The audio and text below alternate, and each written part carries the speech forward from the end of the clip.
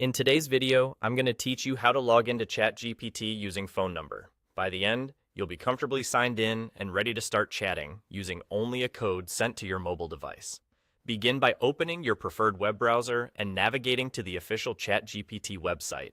Make sure your internet connection is stable and keep the phone you'll use for verification nearby with notifications enabled so you don't miss the incoming code.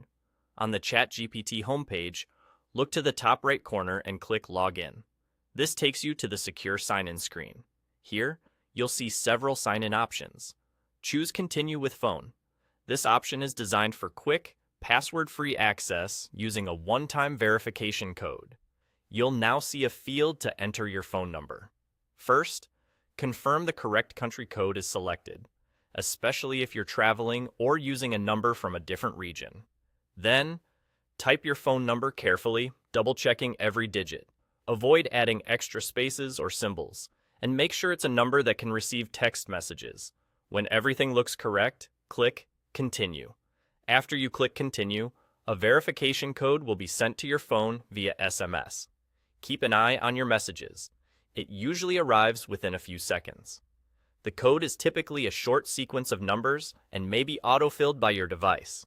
If not, open the message, memorize or note the code, and return to your browser. Remember, this is a one-time code, so keep it private and use it promptly because these codes can expire quickly. Back on the site, enter the code exactly as it appears. Take a moment to ensure there are no typos and that you haven't mixed up similar-looking numbers. Once you've typed it in correctly, the site will verify it. If the code is valid and current, you'll be logged into your ChatGPT account right away. That's all there is to it.